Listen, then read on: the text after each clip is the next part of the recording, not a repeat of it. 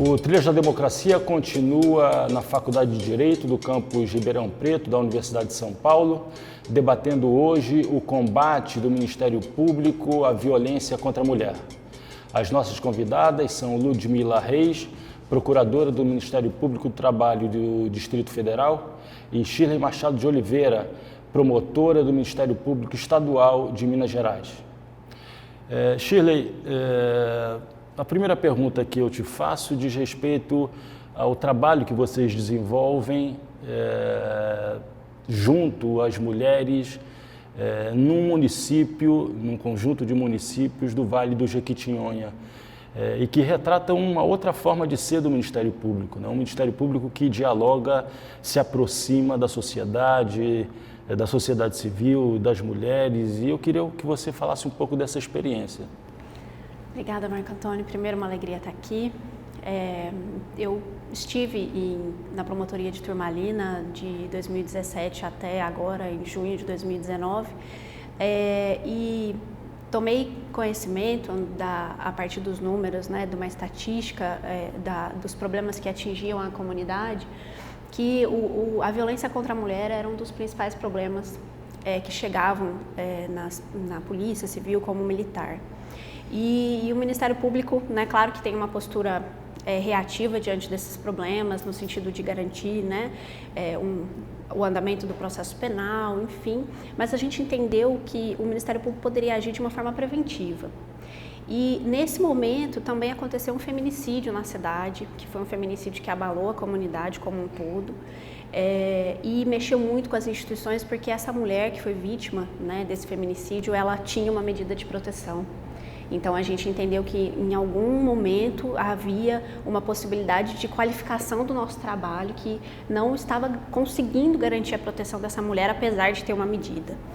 E aí nós resolvemos, né, a promotoria de justiça, assistente social do judicial, assistente social do CREAS, a gente resolveu fazer uma reunião em que a gente aproveitasse esse momento doloroso mesmo daquela sociedade para transformar aquilo numa qualidade maior do nosso atendimento, e nós convidamos aqueles órgãos que lidam com a situação de violência contra a mulher no município de Turmalina. Então, a delegacia, né, o delegado de polícia, polícia militar, o CRAS, o CREAS, a vigilância epidemiológica, o conselho tutelar, né, o poder judiciário e outros órgãos também tiveram presentes naquele momento, assistência judiciária do município, a própria OAB.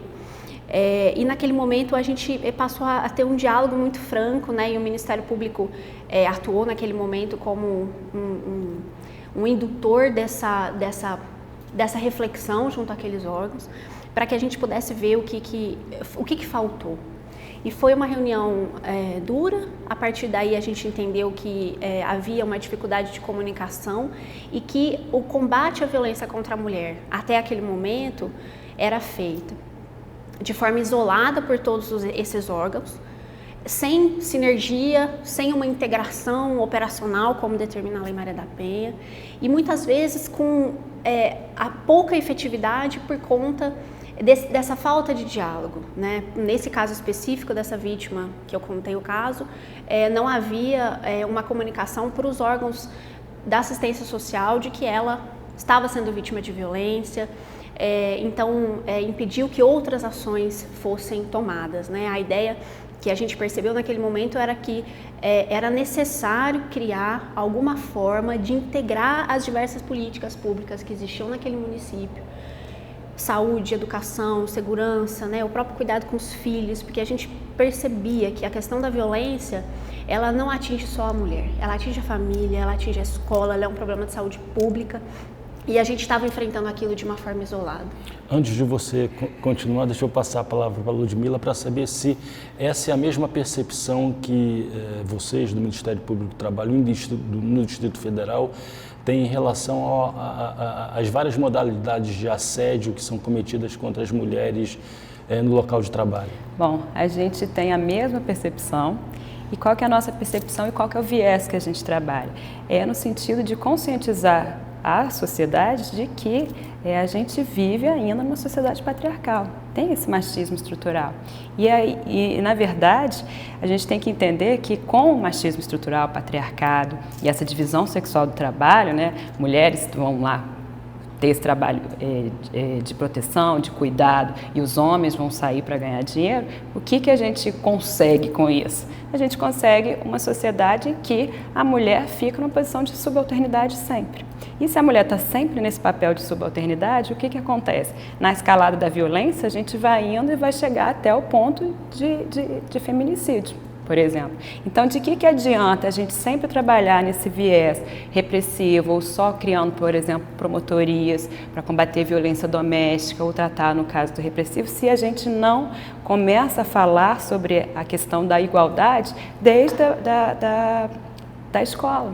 Se a gente não começa a debater isso nos ambientes de trabalho, nos espaços de poder. Então, a gente trabalha no Ministério Público do Trabalho com esse processo de conscientização, de não discriminação, obviamente, dentro do mercado de trabalho, mas com esse processo prévio de combate ao assédio sexual, ao assédio moral, porque muitas vezes o assédio sexual não é só aquela vantagem, é justamente para colocar essa mulher num papel de inferioridade. E isso é feito de forma a descartar ela dos espaços de poder, dificultar.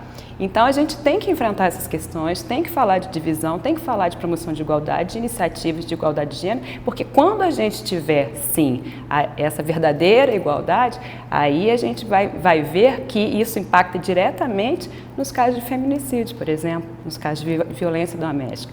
Porque senão a gente vai estar trabalhando assim só no remédio. E a gente não vai estar trabalhando na causa, porque a causa estrutural da nossa sociedade que é machista. A causa estrutural que é essa sociedade que coloca a mulher nesse papel de subalternidade. Então, a gente precisa discutir promoção de igualdade de gênero nessa perspectiva de consciência. E as violências contra a mulher são das mais variadas formas. O assédio moral, o assédio sexual, o man-interrupting, que é constante, o mansplaining. Então, a gente mesmo dentro do Ministério Público sofre com isso. Eu tenho certeza absoluta de que toda mulher, em algum momento, sofreu algum tipo de assédio sexual. Só que isso é tão normalizado na nossa cultura que a gente sequer sabe que aquilo foi um assédio. Só que a violência, ela é assim como no caso, por exemplo, dos adolescentes, se você não vai combatendo, é uma escalada da violência. Então, a gente tem que mostrar qual que é a pirâmide da violência. O que está na pirâmide da violência, na base?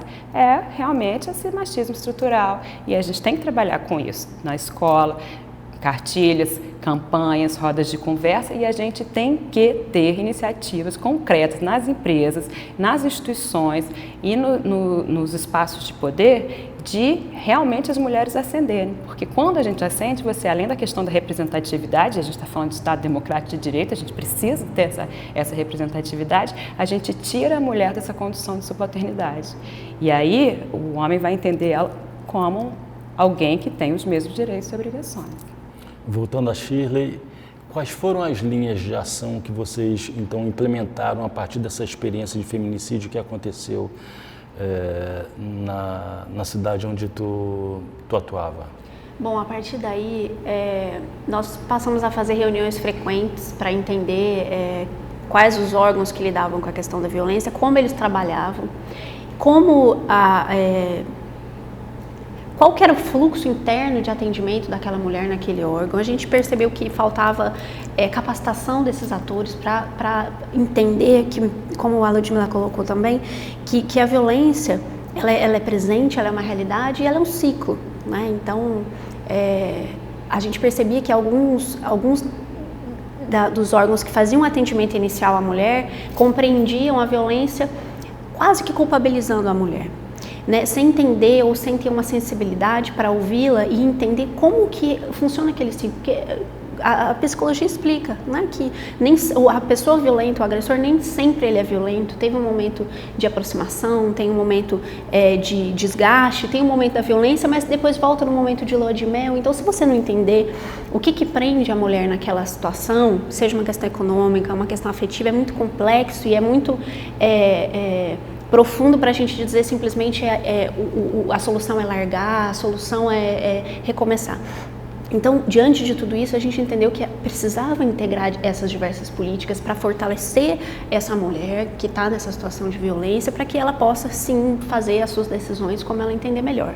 Então, nós passamos a nos reunir, criamos um protocolo municipal de enfrentamento à violência, que foi debatido e construído de uma forma democrática entre todos esses órgãos. Quais foram os principais atores envolvidos nesse diálogo? A nossa rede, ela começou pequena, menor, e hoje ela está bem grande, né? Mas principalmente ao Poder Judiciário, através da Assistência Social Judicial, o CREAS, que no nosso fluxo de atendimento é o órgão que centraliza essas informações e consegue disparar outras ações que a gente entende importante para atendimento dessa mulher, o CRAS, a Assistência Judiciária, o Ministério Público, as escolas, a Vigilância Epidemiológica, nós temos diversos órgãos que compõem, né? E as mulheres? Qual foi a receptividade? Como é que se deu esse processo de aproximação em relação às mulheres? Então, as mulheres, elas foram, né, ouvidas principalmente numa atividade que foi desenvolvida pelo CREAS, que foi a terapia comunitária, né? Então, dentre as ações que foram criadas, né, esse protocolo acabou virando uma lei para orientar toda a atuação. Uma lei municipal, né? Se criou o Conselho da Mulher também depois. Nós tivemos fóruns em Turmalina para ouvir essas mulheres e essas demandas. Muito, né, do que foi colocado aqui foi colocado por elas com né, uma dificuldade de romper esse ciclo de violência. E produziu até um pequeno documentário, CREAS, em que as mulheres puderam expor como era o atendimento anterior e como passou a ser a partir do momento que a gente se organizou. Então a gente percebeu que quando a gente se organizou, a gente deixou de revitimizar essa mulher a partir de um atendimento mal qualificado.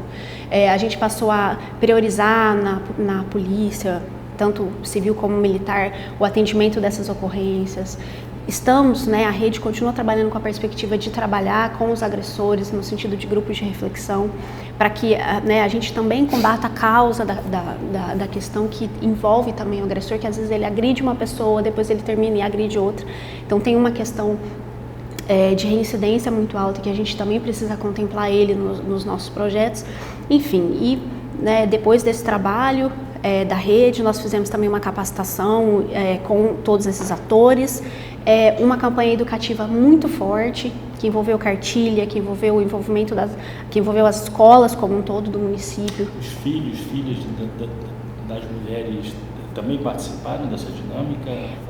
O Conselho Tutelar, ele é um dos órgãos da rede, então a gente entende que a nossa rede tem várias portas de entrada. Pode ser que o conselho, no atendimento, ele tenha conhecimento da situação de violência, e aí isso dispara todo o trabalho que é feito da rede, como nas escolas, enfim. Então a gente ampliou essas portas de entrada, e a partir do momento que a mulher ela é atendida por qualquer desses órgãos, ela já entra no nosso fluxo, que tem o objetivo de integrar todas essas políticas. E quais são já os resultados visíveis? Houve uma queda do número de casos de violência? Segundo estatísticas da Polícia Militar, que nós pegamos desde 2015, 16, 17, 18, a rede foi criada em 2017. Desde a criação da rede, houve uma redução dos casos de medida dos registros de ocorrência em relação à violência doméstica contra a mulher em Turmalina, desde a criação da rede. Nos 2 anos seguintes à criação da rede, houve essa redução. Ludmila, eu queria que você falasse um pouco sobre as experiências, as linhas de ação desenvolvidas pelo Ministério Público do Trabalho no Distrito Federal. Eu sei que você já desenvolve ações no campo étnico-racial, pessoas com deficiência, e no caso nos casos de agressão contra mulheres, violências simbólicas, assédio, etc.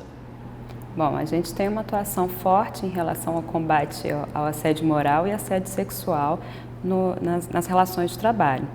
E então, assim, a gente atua, seja por meio de denúncias que chegam, e a gente também começou a fazer uma atuação mais proativa, porque você ficar só atuando nessa forma reativa a partir de denúncia, a gente realmente não muda e não impacta a realidade.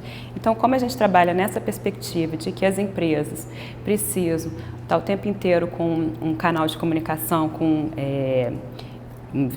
ou seja uma ouvidoria ou um canal sigiloso para denúncias, então a gente fez notificações recomendatórias para as grandes empresas. Obviamente que a questão de assédio moral e assédio sexual acontece em todas as esferas, todos os níveis de empresa. Mas a diferença de padrão nos casos ocorridos em empresas privadas, em empresas públicas, ou não, indiferente? Né? É indiferente, e eu posso te assegurar assim, com tranquilidade que nas instituições e nos órgãos públicos de uma forma geral, aí serviço público, ocorre da mesma forma.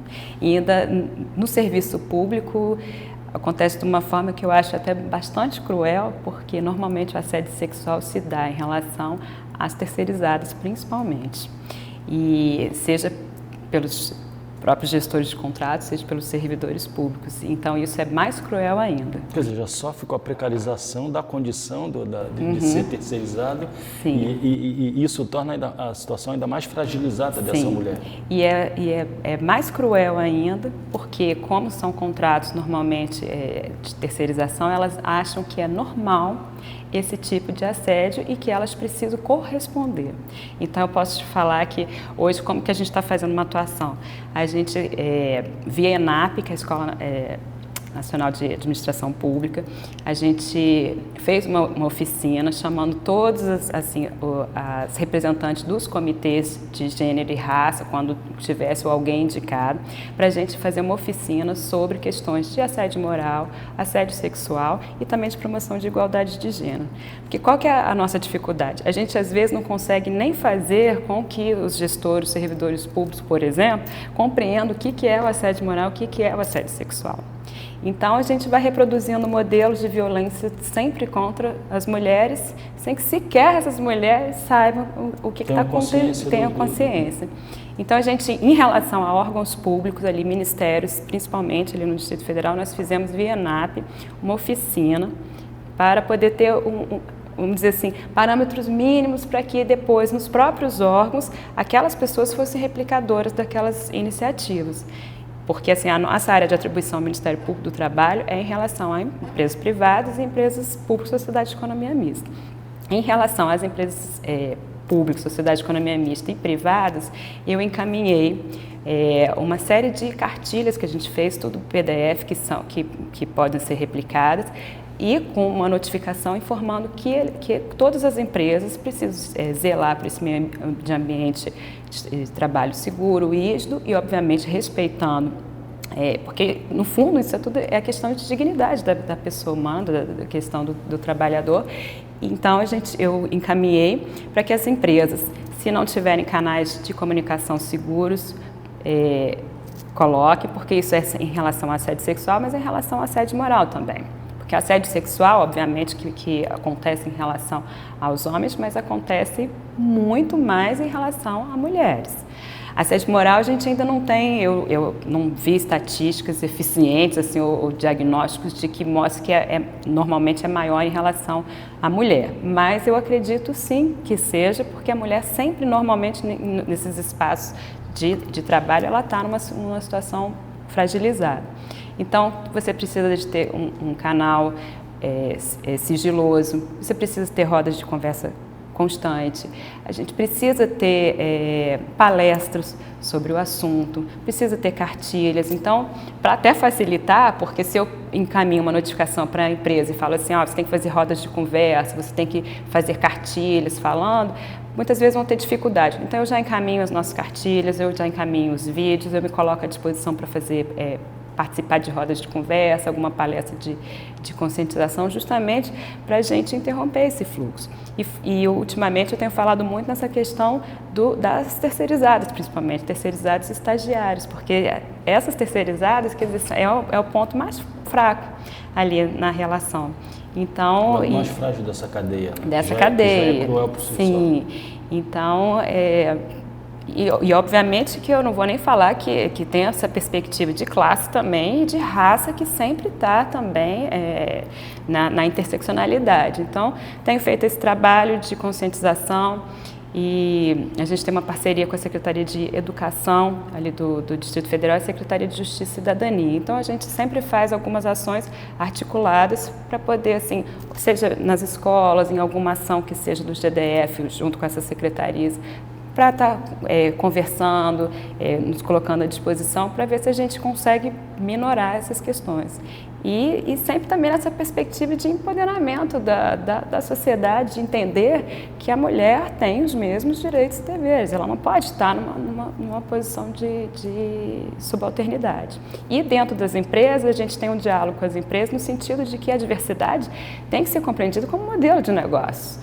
Então, assim, vamos dizer, é lucrativo para a empresa ter nos seus quadros o máximo de diversidade, porque se ela vai prestar um serviço ali para a população ou vai vender um produto, ela precisa de ter nos seus quadros os vários tipos de pensamento plural, para poder fazer um produto que vai espelhar aquela sociedade. Então, o nosso trabalho é mais nessa perspectiva. E como é que você se sente na atual conjuntura em que o discurso que vem da presidência da República é exatamente contrário ao combate a essas formas de violência? A gente realmente está vivendo um momento muito difícil e quem trabalha com essas pautas aí de inclusão e pautas verdadeiramente, vamos dizer assim, identitárias e de igualdade, a gente está tendo um pouquinho de dificuldade por conta dessa lógica subvertida de que a gente não pode ocupar o espaço que é nosso, né? Mas, com felicidade, o que eu vejo acontecendo? Que apesar desse discurso e desse discurso de ódio, o que a gente vê, pelo menos nas grandes corporações, é que essa pauta, ela veio para ficar. Então, assim, e obviamente que a gente trata com grandes corporações, trata com as pequenas também, mas nas grandes empresas, e eu conversei, por exemplo, com representantes dos 5 maiores bancos, isso já é um discurso que eles já entenderam que não tem mais volta.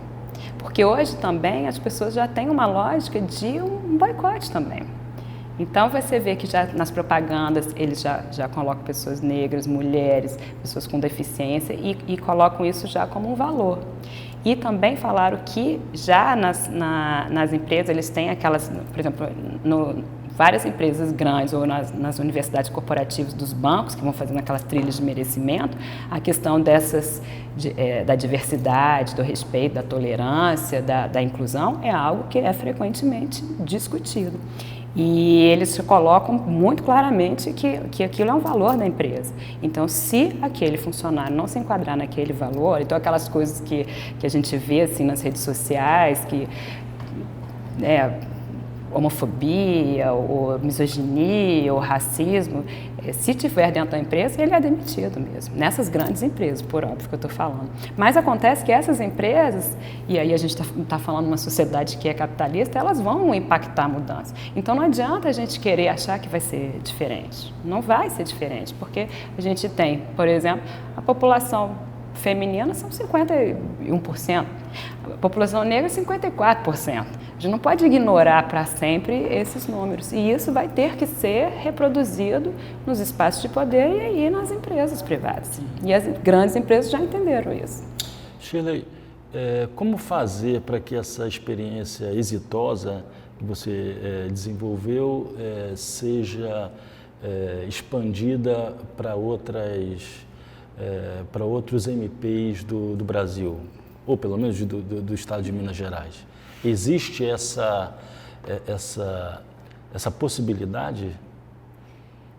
E quais são os canais para que isso aconteça?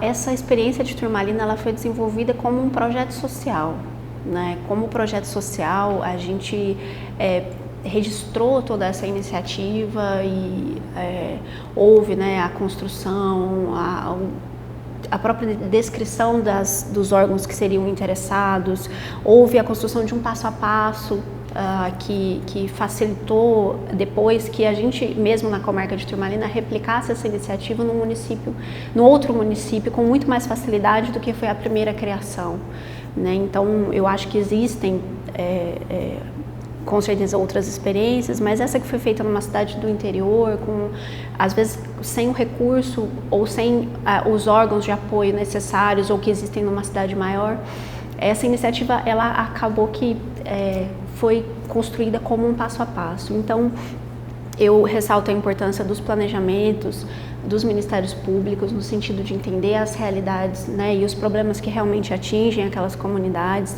né, principalmente as realidades mais diferentes. E se isso for uma necessidade real, acredito que os ministérios públicos possam, né, encampar essas e outras iniciativas de maneira a trazer uma atuação ministerial mais, né, preventiva e mais resolutiva, pautando para realmente buscar uma solução das causas dos problemas. Então, eu imagino que é possível se replicar essa e outras iniciativas a partir de um interesse institucional pautado numa realidade que realmente demande essa postura. Essa postura ativa e preventiva do Ministério Público, que foi o que eu acho que contribuiu e fez com que o projeto tivesse a repercussão e o efeito que teve quando o Ministério Público se colocou ao lado da sociedade, não acima, mas como realmente um indutor de uma política pública e que junto, né, a partir da sua competência, mas respeitando a competência de todos os órgãos, buscou criar, né, um espaço de consenso, um espaço de uma atuação criativa, para dizer de outra, né, uma atuação criativa a partir de um problema que existia, mas buscando uma efetividade maior da nossa atuação, que não fosse simplesmente a repressão. Então, nesse ponto, eu entendo que o sucesso foi exitoso e se deve a todos os órgãos que contribuíram para que esse trabalho fosse feito. E no Ministério Público do Trabalho, Ludmila, é mais fácil ou mais difícil você construir uma estratégia que tenha caráter nacional, não fique limitada a uma ação individual de uma procuradora proativa? A gente ainda tem uma certa dificuldade em trabalhar dessa forma coordenada e proativa, porque acho que essa deficiência vem desde da faculdade, né? A gente não está acostumado a trabalhar ou entender o Ministério Público como esse articulador, como ponte, como fomentador, indutor de políticas públicas. Então, a gente está acostumado a trabalhar com o processo, com a lei, com a denúncia, instaura inquérito civil, ajuização civil pública, faz audiência, faz recurso. Então, a gente modificar essa lógica ainda é um pouquinho difícil, mas o que eu vejo e sou otimista, então acredito que quando a gente vai mostrando os resultados, conversando com os colegas, por exemplo, aqui, a gente troca uma ideia, aí a gente já estava até falando, né, Shirley, já vou passar o contato com a colega de Montes Claros para ela trabalhar junto, a gente vai conseguindo aí construir até uma rede de apoio assim, entre as instituições, porque obviamente que ninguém resolve nada sozinho e nem resolve só com direito, a gente precisa realmente trabalhar de forma integrada, articulada, conscientizando e, na minha opinião, com foco preventivo mesmo, né? Então, eu acho que essas iniciativas que a gente mostra com resultado, eu acho que a gente precisa assim, integrar mais, conversar mais, ter oportunidade de divulgar as boas práticas para poder realmente conquistar aí as pessoas e corações e mentes, como se diz. Muito obrigado, Ludmila, muito obrigado, Shirley. Vocês duas estiveram presentes no seminário de criação do Instituto de Pesquisa e Estudos Avançados em Ministério Público, Direito e Democracia, e eu acho que vocês concordam com a ideia que esse é um espaço fundamental para universalização dessas experiências, ampliação, generalização dessas experiências. No decorrer do seminário, foi lançada a coleção Ministério Público Resolutivo, coordenado pelo promotor Marcelo Pedroso Goulart e pelo procurador Gregório Assagra de Almeida, e foram lançados 4 primeiros livros dessa coleção. Elementos para uma teoria geral do Ministério Público, de autoria de Marcelo Pedroso Goulart. A essencialidade do Ministério Público no mundo líquido, desafios para o século XXI, de Rafael Moreno Rodrigues Silva Machado. Ministério Público Resolutivo e o tratamento adequado dos litígios estruturais, de Lena Luciana Nunes Dayer. E Ministério Público Resolutivo e Proteção dos Direitos Humanos, de Eduardo Cambi e Letícia de Andrade Porto. E o Trilhas da Democracia volta na próxima terça-feira, às 9h30 da noite, com reapresentação aos domingos, às 19 horas. Até lá!